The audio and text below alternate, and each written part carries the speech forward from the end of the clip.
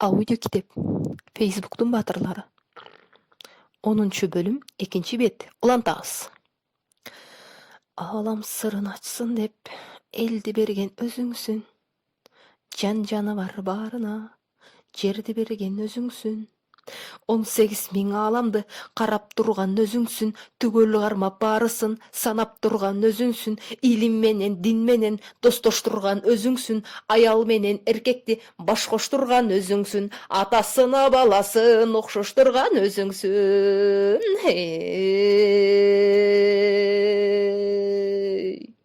Улутуң ким?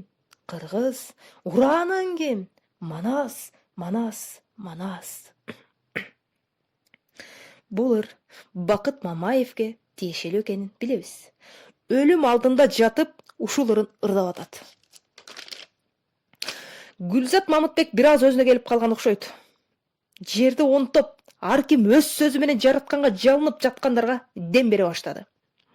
Манас элим, космос элим, тургула. Тур кыргызым, тур. Не жатасыңар, тургула дейм. Адахан Кимсанбаевич, туруңуз. Сиз турбасаңыз башкасы турмак беле. Талант Танарбаев, Гүлзат Алиева, Эрнест Бөрбаев, Тынар Курбаналиев, Кыргыз Көпчүк, тургула барыңар. Дагы ким калды? Жаным менин, Бакыт Мамаев, Баткендик жеңе, туруңуз, сиз эле калыпсыз. Ой эле, шо кумдаям жөн жат кызбайт экендер да, мына Гүлзат деген кызчы. Турушу турдук, энди не кылабыз? Кимден жардам сурайбыз? Чалбайсыңарбы? WhatsApp'ыңар барбы? Чалгыла танабы чоңдорго. Ап кетсин бизди, кумду чөлдө калдык деп айткыла. Шондойдо жардам тийбесе качан жардам тиет бизге? Баткендик жеңе азаматсыз, идеяларыңыз менен бөлүшөбүз. Чалабыз, Instagramга чыгабыз, Facebookка чыгабыз, YouTube'га чыгабыз. Жардам сурайбыз, үнүбүз жеткен жерден жардам сурайбыз. Кыргыз качан кумда жатып өлчү эле. Биздин кай жерде экенибизди билбесе кандай жардам келет? Кай жердебиз өзү? Интернеттен издеп караштырып көргүлөчү, интернет өчпөппү? Эмнегедир таң калыштуу. Бул жакка жатып калганына канча күн болгонун билишпейт. Бирок интернет өчпөптүр. Балким ысык кумдан кайра-кайра телефон заряд ала береби деген мындай бүдөмүк ойлор келди да. Казакстандын бир чөлдөрүндө турган маалымат түштү. Астафираллах. Бул жакка кантип келип калдык деди Талант Танарбаев. О, көкө теңир колдой көр. Адашкан кыргызга жол көрсөтө көр, деди Гүлзат Алиева. Ой, бли, кошмар болуппуз го, кандайча келгенибизди билбесек. Кыргыз көпчүк адатынча эле сөгүнүп жүрөт. Кумдуу чөлдө бир вертолеттун үнү кулду. Баары тең жаш балача көктү тиктеп үмүт кылып турушту. Самолет, мени алып кет, бизди алып кет деп кыйкырып жиберишти. Кыргыз көпчүк сүйлөп атат. Эй, көкмеле, бул самолет эмес, вертолет экен, кыргыз көпчүк.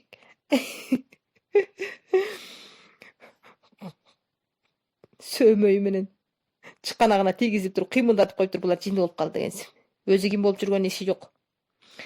Вертолет, бизди алып кет! Вертолет, бизди алып кет! Бирок вертолет токтогон жок. Жаш баладай ыйлагылары келип турганда дүрүлдөгөн автобустун үнү кулду. Үмүттөр үзүлбөй дабыш чыккан жакты карап калышты.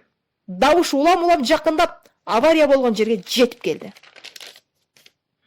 Вау, айтпадым беле, жардам келет деп. Баарыбыз турушубуз керек. Турсак анан жардам келет. Жан баштап жакта берип эле күтө берсең каяктан жардам келет? Автобуска чурукка беле жабышып алгылары келди. Бирок абалдары оор эле. Бири буту сынса, бири колу сынган. Токтогондо ичинен кайсы жакшы адамдар түшөт экен деп үмүт менен тиктеп турушту. Автобустан 4 маска тагынган аял түштү. Экөө хиджаб кийип алыптыр. Экөө кадимки эле күнүмдүк жашоодогу жеңил кийимдердин кийишиптир. Ыктыярчылар тобунун курамында Анжелика Кайратовна, Айперик Кубик кызы, Айжан Акылбекова жана Назира Айтбекова бар эле. Эбеле, булар биздин кыздар го, деди Баткендик жеңе Анжеликаны тааный коюп. Кандайсың Анжелика, мени таандыңбы? Баягында өрүктөй бетиң беле биз менен. Жана кошунам телевизорго чыгарбадың беле? Саламатсыздарбы? Барыңыздарды тааныйм. Сиз мага Бактылуу айым көрсөтүүсүндө тартылып жүргөндө кезиккенсиз, эсимде. Ооба, ошо кошунам телевизорго чыгарбадың беле? Азыр ошол кошунам раса чырайлуу болуп кетти дейсиң. Кетерде бир катта челек менен өрүк бербедим беле? Варенье кайнатып алдыңбы? Kızlarına varayla kaynatып bер деп жибербедим беле. Ооба эжеке, аябай даамдуу экен өрөөңүз. Келиңиз бетиңизди тазалап берейин. Мына азыр бир ам куник болуп калып мына эле. Айпери сен катта халамына бартасыңбы? Десе Айпери Айжан Назира үчөө эл менен саламдашып жүргөн экен. Баткендик жеңенин суроосун укпай калды окшойт, жооп берген жок. Ассаламу алейкум рахматуллахи баракатуху. Мусулманды жаман күнгө таштабаш керек. Кабарыңарды угар замат жетип келдик, деди Айжан Акылбекова. Салам достор, урушта туруш жок дейт. Алды менен алгачкы жардамды көрсөтөлү, андан соң амандашып отуруп чай ичели, деп күлүп койду Назира Айтбекова. Айпери менен Айжан биринчи эле Гүлзат Алиевага жардам көрсөтө баштады. Айжан жөнүндө терс пикирлерди айтып жүргөн теңирчи айым кирерге тешик таппай калды го бечара. Үн сөзү жок туруп берди.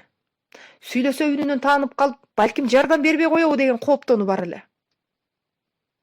Мен жаман көргөн кыздар колу башымды дарылап, таңып берди. Кантип ыраазычылык айтам деп сөз таба албай убара Гүлзат Алиева. Жаракат алгандар менен саламдашып, дароо жараттарын дагы бир сыйра медсестра Нуриянын көзөмөлүндө тазалап таңып, кумдун үстүндө эле көтөрүп келген тамак аштарын коюп, өз колдору менен тамактандыра баштады. Белгилүү инсандар ушундай жөнөкөй болоорун билбеген интернет колдонуучулар буга чейин алар жөнүндө жаман сөздөрдү жазып жүргөндөрүн эстеп, ичинен сыздап отурушту. Өлө, артисттер бизге окшогон адам болуп турбайсыңарбы деп жиберди Нурия. Отургандардын баары күлүп жиберишти. 10-бөлүм 2-бет бүттү.